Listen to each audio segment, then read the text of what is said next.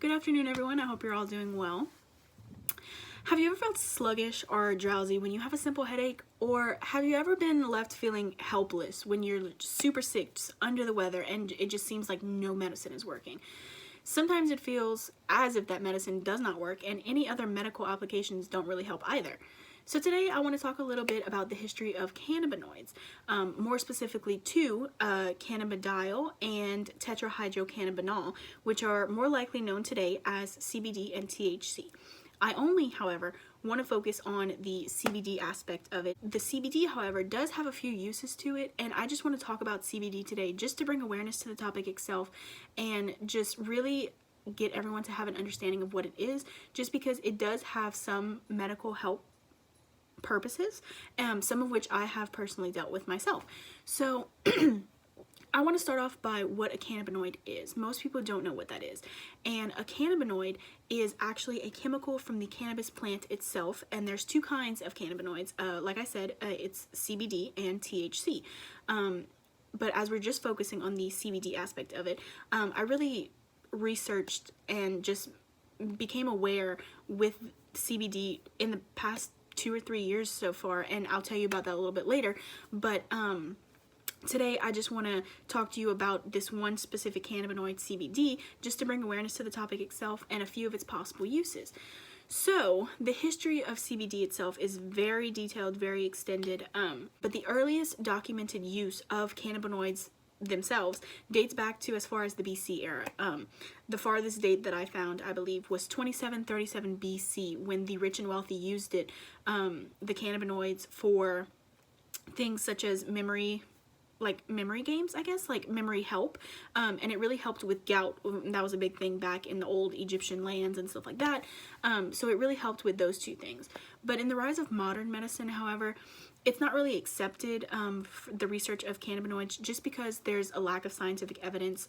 More specifically, we've had more research now, but it really lacked when CBD and THC were becoming very popularized in today's society. In 1942, there was a chemist, his name was Roger Adams, and he discovered the first cannabinoid, which was actually CBD, or cannabidiol, and that also led to the discovery of the second cannabinoid, which is THC, or tetrahydrocannabinol, which is THC.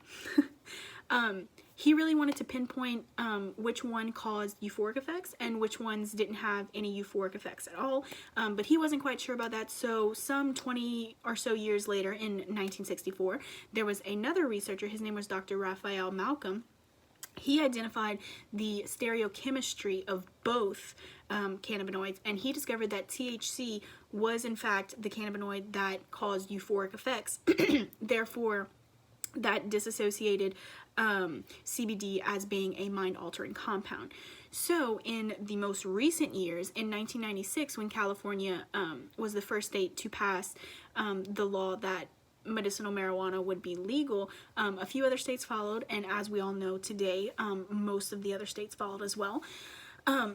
But when California did that, it really brought a rise in research in the United States, just because people wanted to know what CBD was used for, and I know that CBD has been thoroughly researched since then, and there's still a stigma around CBD just because of what its counterpart THC is, but there was a phenomena that occurred in the early 2000s, and people started explaining their experiences with CBD and stuff like that.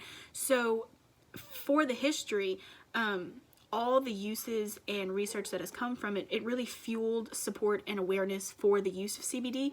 The most current progression of CBD was actually 2 years ago, in 2018, when CBD was federally legalized under the 2018 Farm Bill, which pretty much legalized it. So the uses of cannabinoids really lead from the history from it. Now, as I said, in the history, in the early BC era, that people used it for like gout and stuff. But in today, they say that CBD is actually very useful for things such as minor aches and pains, headaches, anxiety, weight management, and it could be used for other more severe syndromes, such as one called Dravet syndrome, which I personally have experience with. it's a very rare form of epilepsy, and my little cousin, who is 10, has epilepsy, and he has specifically Dravet syndrome. And my story and another little girl's story, her name was Charlotte Fiji, in the early 2000s, she was spreading her story about using CBD oils and stuff, and they kind of had the same story.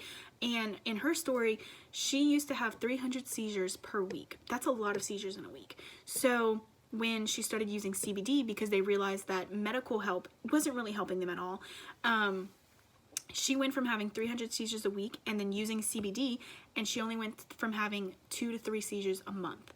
Now, my cousin and my firsthand experience, we did all the research, we did everything on CBD because we were so nervous to use. But my aunt actually used CBD on my 10-year-old little cousin who also has Dravet syndrome. He went from having multiple seizures a day, not as much as 300 per week, but he was definitely having multiple per day, like 6 or 7, I would say, and it was very severe seizures.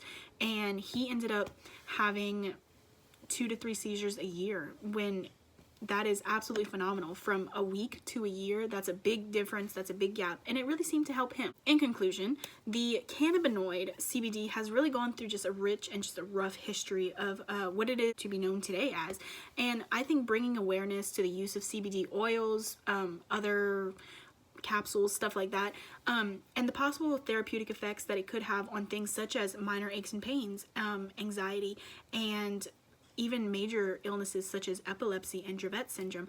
I really feel that all of these stories and all of these experiences can aid in the progression of more scientific research for CBD and the CBD uses.